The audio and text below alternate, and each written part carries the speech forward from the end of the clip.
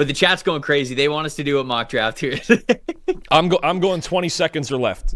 We're getting to tell you what. We're 20. That's impossible. You got too much ball knowledge up here. Well, of course. I could save some for. You got too many takes. You got too many takes. I could save some for the next time. You know how these things go. I can hold it. I can withhold the information that I have if I have any. All right. Let's pull up the beautiful PFF mock draft simulator, which you guys can go use over at pff.com. If you got a full PFF subscription, you could check all of that out over at pff.com/mock. You could do as many mock drafts as you want. You can do 1, 2, 3, or even 7 rounds in this mock draft. We're going to do a full first round mock draft and see how quickly we can keep this a little bit snappy. Let's try to just do it in, what do we want to do, like 30 minutes? Does that work for you? 30 minutes? I feel like that's enough. What, a minute per pick? Sure, we get 1 minute?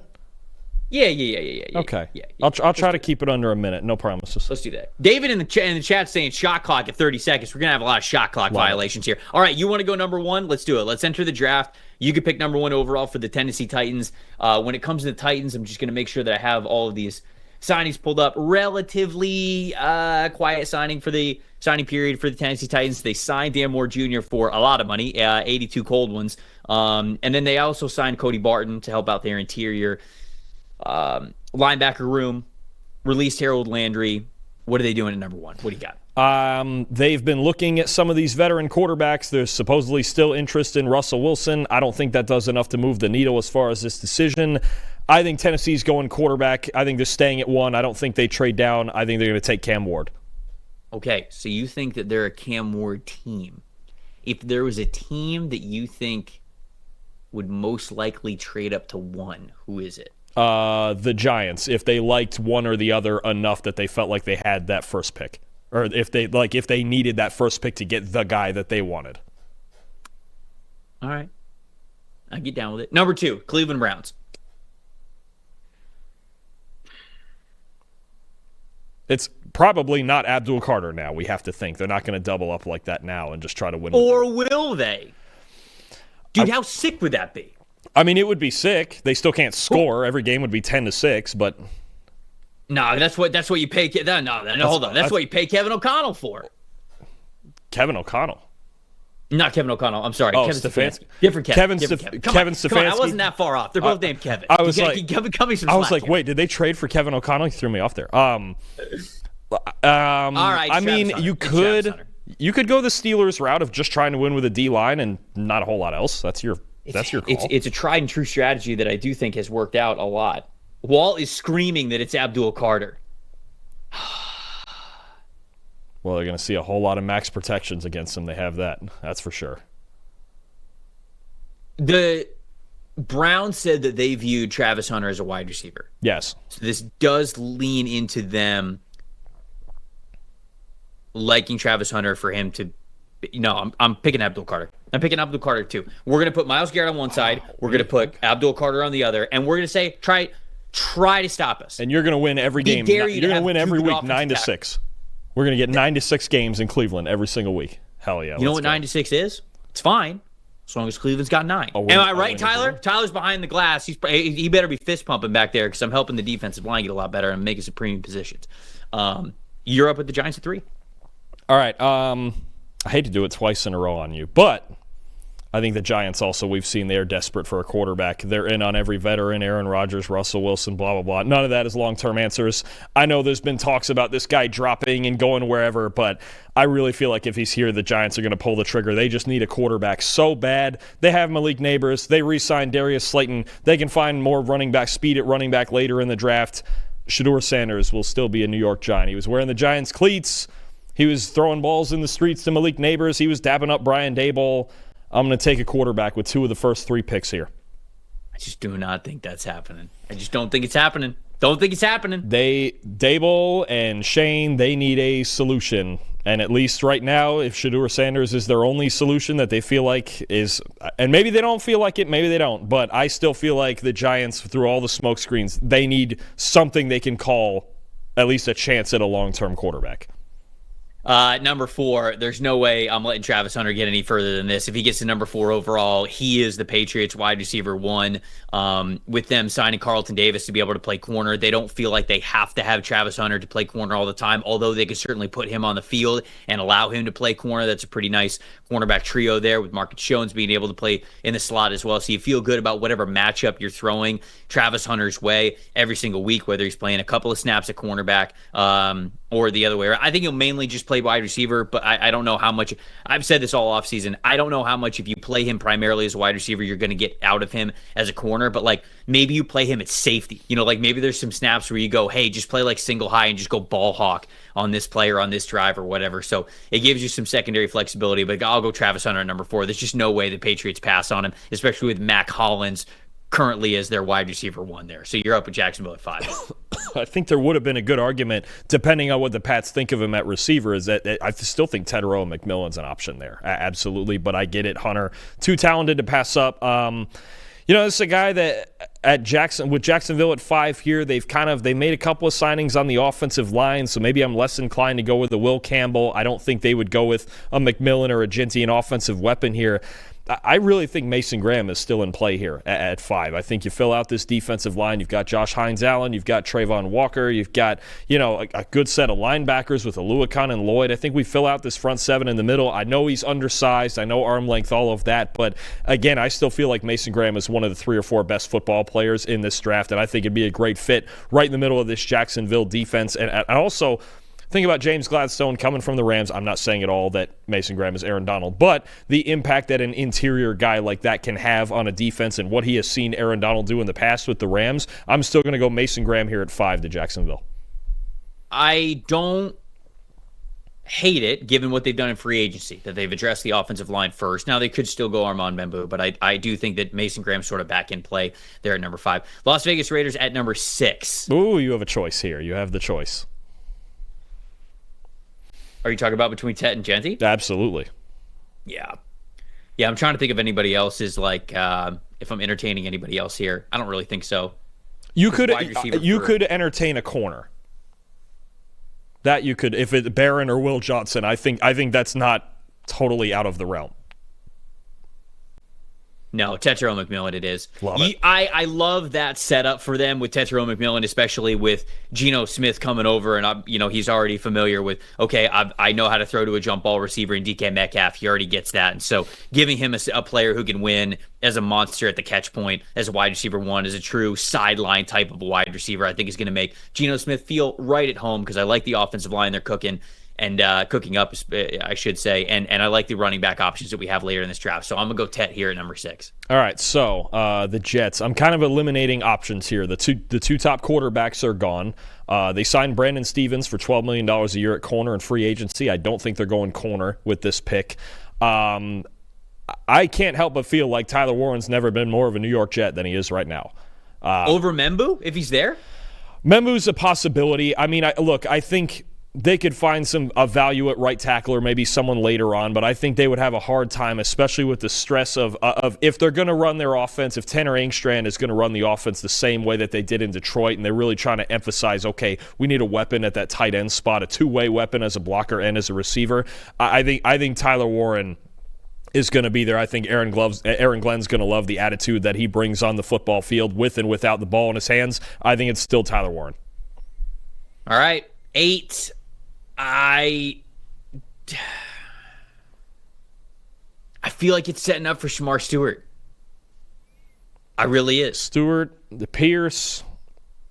No, I don't think, because I'm doing this mock draft as what I think will happen. I do not think the NFL regards James Pierce Jr. as a top 10 pick. You think we think Stewart's a top 10 guy even with just 4 sacks in his career? We think we're going that route? Yes, I think that teams are much more willing to bet on Shamar Stewart just as the freak athlete. Again, when you put up numbers that puts you in a category with Jadeveon Clowney, Myles Garrett, and Mario Williams in terms of your 40-yard dash, your 10-yard split, your explosive scores in the broad and the vert, those other 3 guys went number 1 overall. And the only reason why Shamar Stewart isn't going number 1 overall is because he didn't have that production. Number 8's a fine spot for him to bet on a player like that. And so if I'm following draft history and what we talked about with the Carolina Panthers, getting a safety, getting some depth, feeling good about that defensive line, No Tetro McMillan here. If he was here, it would tempt me, but I'm going Shamar Stewart at 8. Got it. I think, okay, reasonable. It's going to be, we still feel like it's going to be an edge defender. It's just a matter of which one they like the best. 9, the New Orleans Saints. So many needs. Just so many. Kills me. Oh. Will Campbell's sitting on the board, too. That he is. Did we forget about Will Campbell? No, we wouldn't dare. No. So I'm kind of between Campbell and maybe the option of low moving costs also. Yeah, absolutely. The option of is it Campbell or Membu? Do we just plug and play Membu at right tackle? Or is there a thought about moving Fuaga back to his college position at right tackle and we'll go with Campbell on the left side? Or Campbell maybe plays inside or wherever you feel like. Where are you at? Where are you at on the percentage chance that Campbell's going to play tackle in the NFL? I think he'll get a shot. I think he'll get a better shot. I don't know what the percentage is. I think he'll get a better shot than Peter Skoronski got. So, like, I actually do think that I think he will start at offensive tackle. I do. But all that to say, if we're going with how Mickey Loomis and the Saints have drafted throughout their history, they're picking Armand Membu. He's bigger, he's longer, he's faster. Deal. That's basically just how the Saints have operated along their trenches for as long as I can remember. It's up to those spots, we'll go Membu then at 9. Plug and play right tackle, move Trevor Penning inside, see if something else works for Penning. But now we've got Fuaga and Membu at tackle. One way or the other, got to get better in the trenches, offensive or defensive line. I kind of like the offensive options here for them. I'll take Membu at 9 to the Saints. I'm doing it. I know you're doing it. I already knew you were doing it. I knew it was coming. I'm taking Ashton Genty. I'm doing it. What a sick offense. DJ Moore, Rome Odunze, Caleb Williams, revamped offensive line, Ashton Genty in the backfield. You got Cole Kmet as well. Ben Johnson's calling plays. The fantasy football community is going to go nuts over Chicago Bears players next year if this ends up being their offense. And I do think it's a possibility for Genty to be the 10th overall pick now to the Bears, given what they have done, how they have totally revamped that offensive line, specifically with Jonah Jackson, with Joe Thuney, and then signing Drew Dahlman as well. So I'm going Ashton Genty at 10. Had to do it. I think right now, if he's available, he's the favorite. I would agree with that. I think defense, D-line, and even corner are still options there, but when you have a player as talented as Genty behind what I think is potentially a top 5 offensive line next year, I get it. I totally get it, and maybe even the favorite to win Offensive Rookie of the Year if he ends up in that spot. But we said that last year with a certain quarterback, and it wound up being the number 2 pick winning that. Somebody in the chat said 3-peat offseason champs, the Chicago Bears. That's true. This one's different, though. This one feels a little bit different. This one's different. Third time's a charm, I guess. All right, the Niners. I got options with the Niners. Will Campbell's on the board. Kelvin Banks is on the board. You know I love the fit of Kelvin Banks to San Francisco. Mm-hmm. And they certainly need him. They certainly do need him. Now that they've officially lost Aaron Banks. His Texas teammate, Jahdae Barron, would fit in so well. Oh, he would fit in that solid defense. In the solid defense? Yeah, yes, he would. He would. Is it Barron or so would Will Johnson. Will Johnson would too. Oh, there's options. Man, oh man. I'm sticking to my original. I still think it's Kelvin Banks. I'll go Kelvin Banks. The fit in the scheme, whether you can play the right side and maybe eventually take over the left side. Now they have a hole at left guard. If they do feel like he's an inside guy, they can put him right next to Trent Williams at left guard, and you're set there. I think Kelvin Banks is a perfect system fit. He gives you options, and they still need offensive linemen in San Francisco. Dallas Cowboys at 12. They re-signed Odigizua. They brought in Robert Jones to play one of the guard spots. They signed Solomon Thomas. They drafted Javonte Williams, or they signed Javonte Williams as well. No Ashton Genty on the board to tempt them here. Maybe you think Omarion Hampton could go this high. I think he's a really good player, but I don't think he's going to go this high. I have been putting Jahad Campbell at this spot for a while now, and I think free agency just continues to make me believe that that's going to be the case. He is the guy that I think can impact the field for them in a variety of ways, and they really do need it. So unless there's an offensive lineman that they really feel great about that they want to plug in here, maybe they do. Campbell's still there, so do they think that that's the one that throws a wrench in this. Like, do they think that Campbell could basically just be Zach Martin, right? Like, okay, we're going to plug him in one of those guard spots. We're losing Zach Martin to retirement. Do we think that this guy is just going to be a plug-and-play type of a guard who could be a potential perennial all-pro for you, like Zach Martin Or, does? I mean, and I know they just drafted him last year, but it was a rough rookie year for Tyler Guyton. And there were even rumors at one point about, do we find some veteran competition to get in there? And I know they just drafted him in the late 20s last year, but Tyler Guyton really struggled through his rookie year. Does Campbell give you an option at left tackle and we move Guyton somewhere else? All right, let's go Campbell. Campbell's the one guy that I can think about here over oh, shoot. I wanted to draft Will Campbell instead of Jahad Campbell. That Campbell. But I just said Campbell. Oh, so you're picking between Quinn, two who's running the Campbells. mock draft sim. And It's all right. I'll run it back. No, back. it's fine because this one also makes sense. It's not that big of a deal. We can keep rolling with it. I haven't seen a Will Campbell slide like this, so I'm very intrigued if this actually continues to happen. But just so you guys know, I was trying to go Will Campbell, and that's my bad. Proper communication's important as the host to the producers, and I failed. I mean, there's too many Campbells on the shelf. It's like shopping for soup. Sorry, I had to. It came to me. I had to do it. This is why this mock draft is going to take longer than it should. All right, you're up All right, at 13 with the Dolphins. Well, you know what? Okay, so Jahad Campbell is the thing. You're going with it for Dallas, then? I have to. Yeah. We can't go back. For the sake of desperation on the offensive line, I'll stop Will Campbell's slide here with Miami at 13. And look, we'll see if he's the best fit for Mike McDaniel's system. At this point, I don't really think it matters. I think for the Dolphins to get an offensive lineman this talented would be a big deal, right? Teron Armstead retiring. We don't know what they feel about Patrick Paul. They just lost Robert Jones, their left guard in free agency. They signed James Daniels, which I think if he's healthy is a good move. But whether it be at left tackle or left guard, Will Campbell's going to help them somewhere on that offensive line. Too talented to pass up here for Miami, who needs desperate offensive line help. Are we sure this is the right Campbell? Before I click it, how many Campbells are in this draft? These are the only Campbells I'm aware of. Cool. Those are the only guys. Lock it in. I'll switch them on the final graphic. No one will know. It's fine. It's fine. No. You're fine. It's fine. The Indianapolis Colts at 14. So the Colts, they were busy signing Daniel Jones, of course, to week one money, $14 million. They signed Charvarius Ward as one of their outside corners. They signed safety Cam Bynum as well. They lost a couple of guys along the interior offensive line. If you didn't go Will Campbell here, I would have thought about going that for the Indianapolis Colts. If he were to make it there, I think that would have made a lot of sense for them. Man, what are throwing something at you real quick that I think is go ahead. This is a different format here for the. I'm seeing something on their depth chart. I just want to confirm it real quick. Have the Colts signed Mark Glowinski? I think that might be. No, that's one of their free agents. Oh, he's already gone. I'm sorry. Okay, sorry. It's highlighted green here. Okay, I was looking through the. Okay, sorry. Go on. Oh. Do we? Oh. Another edge rusher? Is it Jahdae Barron? I do like Jahdae Barron. Is this a Nicky Manwari spot?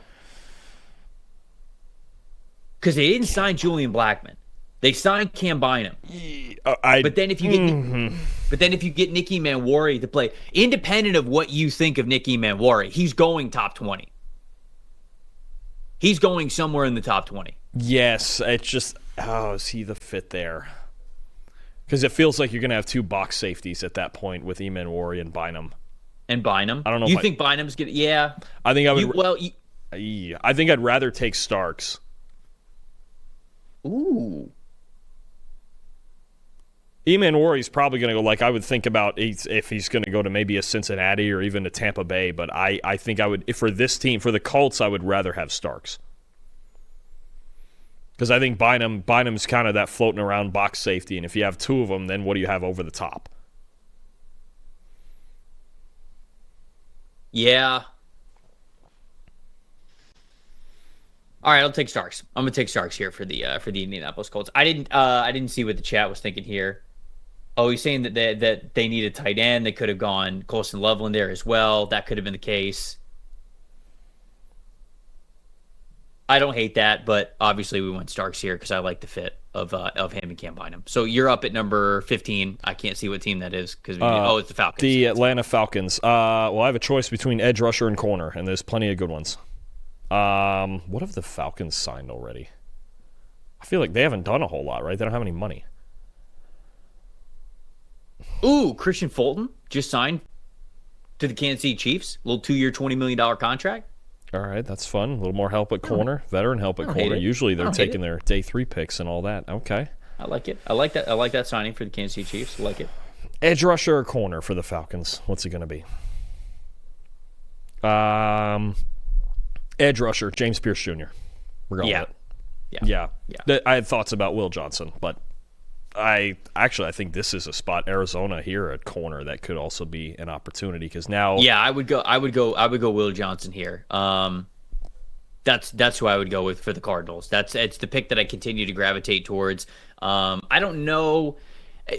Jahdae Barron is still on the board. I don't know if they would like Jahdae Barron over Will Johnson. I feel like they would like the length. Feel like they'd want the length that Will Johnson gives you at over 6 feet tall. So I think they could certainly succeed with either. I wouldn't have an issue with either if Johnson was off the board and you took Barron. I don't think there's any issue there. But yeah, I get it. I mean, Johnson, when he's healthy, he's premier, man. Yeah, give me Will Johnson here for the Arizona Cardinals. Bengals. All right, well. You know what? Let's do this. Usually I get Eli doing this on the college show. Quinn, are you still on the mic back there? Yep, I'm here. What do you want for the Bengals here at 17?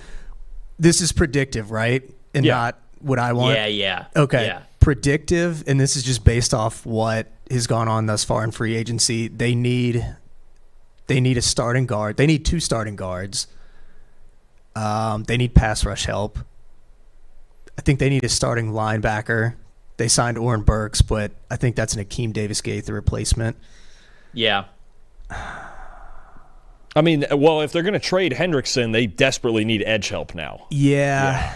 But as of right now, he's still on the roster. True. That's what I'm trying to factor in. Yeah, but they still need an edge rusher no matter what. Right. They just need anybody that can get after the passer. He's a little lower on the board. I don't know if they would do it. Is how much further are we sliding down Jalen Walker? That could solve 2 needs. If it's maybe. In theory. That's a good. Yeah, I've never thought about Jalen Walker here, but I think that's a good shout out. I could see him going here. I like Ezeraku. I don't know if that's what they would do. He's a stud. I think if they were going to take an edge, I think it would be Mykel Williams. They were in on him at the Senior Bowl. He fits their measurements. Better run defender than pass rusher. All right, we can go Mykel. It's a predictive mock, so. All right, predictive. Yeah, I think I could see that happening. Going Mykel. Right. I don't love it. I would take Ezeraku, but predictive. Mykel it is. Seattle Seahawks are next at number 18. They signed Sam Darnold. They're down DK Metcalf. I mean, this is basically, it has to be wide receiver. Is this Matthew Golden? Is this a Matthew Golden spot? I feel like the league's a lot higher on Matthew Golden than they are Luther Bird in the third, and they desperately need a wide receiver now at this point, not having Tyler Lockett or DK Metcalf. So you need something to help out Sam Darnold. It can't just be Jack Smith and Jigba. All due respect to Jake Bobo, the legend. They also need interior offensive line badly.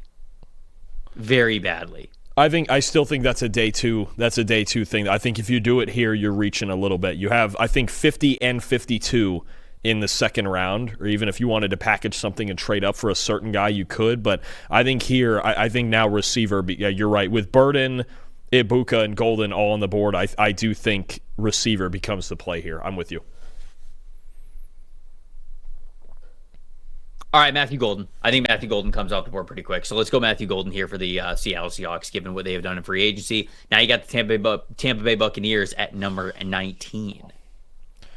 Got options. I don't need a receiver in Tampa Bay, that's for sure. I really don't need, if we're looking You're goddamn right you don't. I don't need anything on offense if we're looking at Tampa Bay, right? Not in the first round. But I'll tell you what, I got options. I got Jahdae Barron sitting there. I've got Jalen Walker sitting there. I've got Mike Green sitting there. I know there's some other question marks about him, but talent-wise, I think he's one of the 3 best edge rushers in this draft. I'm with you, Trev. I mean, he's He's got it. Ezeraku's really good. As talent-wise, I think I would go Green over Ezeraku. That's probably my only thing here with that. But I think it's one of those two players, to be honest with you. Green or Ezeraku? Yes.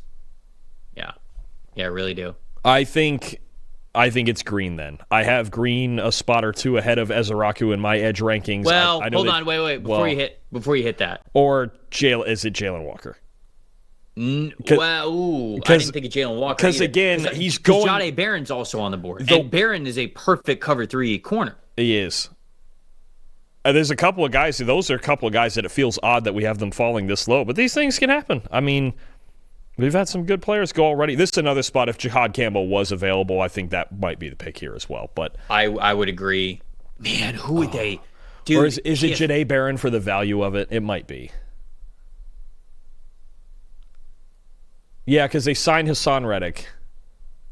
They still have this hodgepodge of D linemen, pass rushers, Diaby, and is it Anthony Nelson that's just going to be there forever? No, he's a free agent. Oh, he's a free agent. Tryon Shoyinka, I believe. I'm sure. I'm sure Jason Light will re-sign him. Tryon Shoyinka is a free agent. Will Golson's a free agent. Shaq Barrett's a free agent. Anthony Nelson's a free agent. I'm kind of feeling Jahdae Barron. I think we can do that. I Makes think sense. I think it's too good to pass up here. I think honestly we've probably let him fall too far at this point. But I'm going with it. Get a corner. Then you have Dean and McCollum and Barron and Tyke Smith. That's living pretty good in the secondary. No, I agree. I think you should go Barron here. Done deal. Jahdae Barron. Broncos. What do you want me to do, man? Colston Loveland. I'm sorry. I can't not switch it up. I'm sorry. I know we're going Colston Loveland. I know we're always on this collision course to make it happen, but to me, you're taking him here and you're playing the draft. Certainly at like the running back position and other offensive positions, just sort of as it falls to you. So he's the perfect player for what they want. Exactly the way that they are going about their free agency period. They signed a linebacker that they love that gives them some extra speed in Dre Greenlaw. They signed a safety that they loved in Talanoa Hufanga, who sort of takes like Nicky Manwari off the board there for them. Colston Loveland's the perfect fit for them. So you're up with the Steelers, who two biggest needs, wide receiver and corner. They hit both of those needs with Darius Slay and with DK Metcalf. So what are you going to do here? Okay. If they got Slay, Corey Trice, Beanie Bish. All right, here's what I think. I have a question for you first. Mm-hmm. I know I asked this in our last mock draft. Mm-hmm. Do we think Jackson Dart's going in the first round? Because this is of the teams remaining. If he's going anywhere, he's going here. No. Okay. No. Then I'm going to mix it up on you. And a point that you've made the last couple of days about DK Metcalf and George Pickens, how, yes, Metcalf makes your team better, and this is going to be a whole personality thing, but Metcalf makes your team better because he's DK Metcalf. The skill set is redundant to George Pickens, right? I need something different. Even a Roman Wilson they drafted last year is generally a more vertical type guy, right? I'm going to add more to the receiving core, but I'm going to add someone who's completely different than Pickens and Metcalf. I'll take Luther Burden III here. Okay. All right. I wondered if you were going to go him or Emeka Egbuka. You get Ibuka's entirely a possibility and maybe a better fit personality-wise, because now I start to think about Metcalf and Pickens and Luther Burden in one locker room, and and especially if Aaron Rodgers is the one throwing to them eventually here, we've got a whole circus, just like we did with the Jets, of course. But Burden as a player gives them something completely different, gives them that short area yards after catch possibilities, and a guy who, if Metcalf and Pickens are going to take the top off, gives them the underneath threat to keep picking up first downs after the catch. The Chargers have been relatively quiet here in free agency. If Tyler Booker is here, I've got to think that he is as good as a Charger. They bring in Dante Jackson. They bring in Najee Harris. It's been a more quiet free agency than I think a lot of people expected for the Chargers. But if Booker is here, I think he's going to go to the Chargers. Can I throw one in? Sure. Keep in mind, we've talked about the Rams getting Poona Ford, meaning the Chargers lost him. I think Kenneth Grant would very, very much be on the table here, especially with the Harbaugh connection.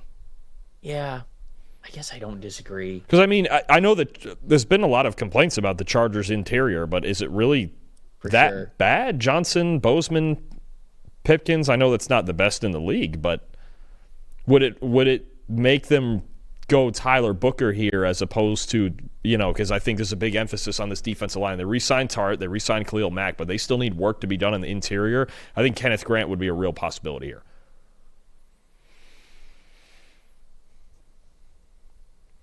Oh, the Texans signed Laken Tomlinson? Did that happen? The Texans did? Hannibal saying that in the chat.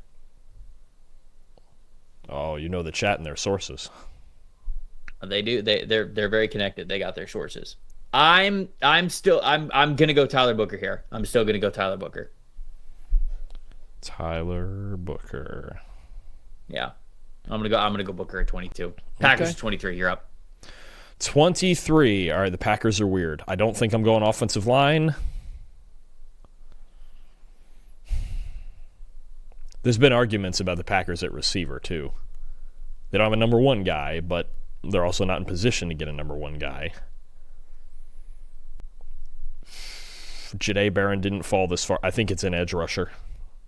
Which was it? Actually, I'm going to stick with my connection theory. I think it's Donovan Ezeraku here. Jeff Hafley knows him well from the Boston College days. They need help off the edge. They need a pass rusher. If anybody gets hot as a pass rusher, it's Donovan Ezeraku. I think that stand-up, long arm, kind of versatile arsenal, just everything he's got in his pass rush game, I think fits in. And because Jeff Hafley knows him well, I'm sticking to it.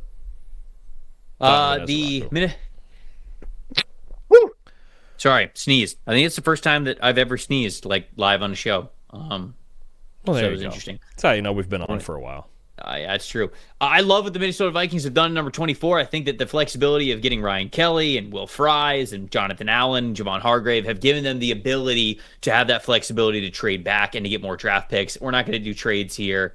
So instead... Oh, this is easy. I think it's easy.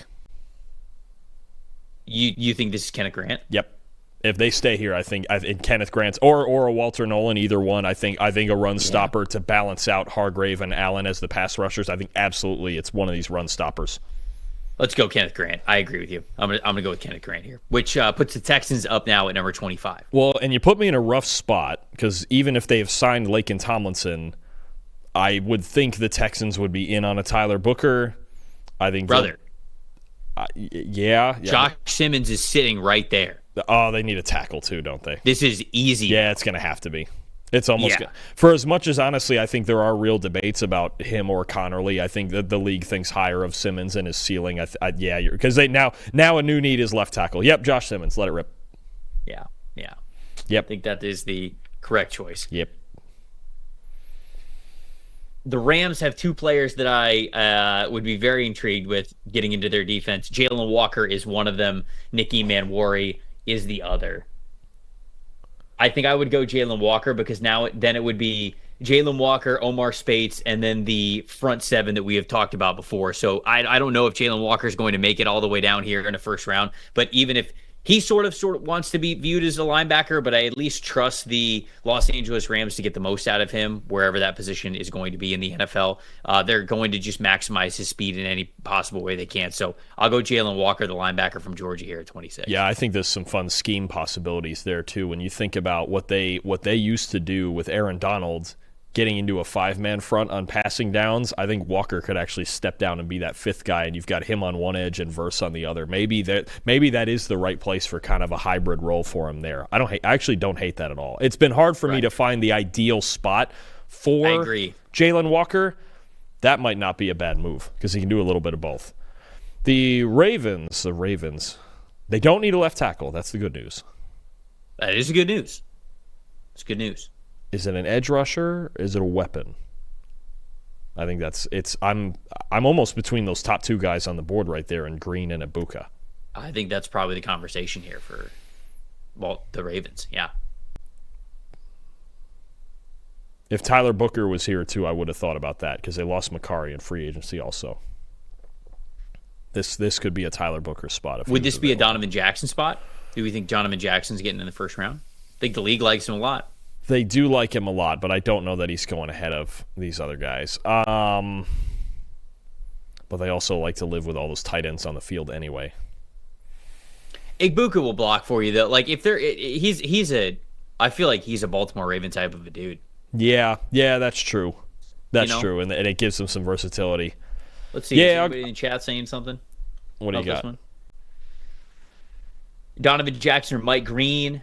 Mike Green in purple would be unreal. Mike Green could work. I mean, he's super talented. Ravens need O-line. Lamar needs more time. It seems like the chat's saying either Donovan Jackson or Mike Green. Plug in at left guard. You kept Stanley. Let's do it. Let's get trendy. Let's go Donovan Jackson. Okay. I could. Wait. Over Gray Zabel as well, because Zabel is also in the conversation. Yeah, I think so. I think the league right now might have a higher opinion of Jackson than Zabel.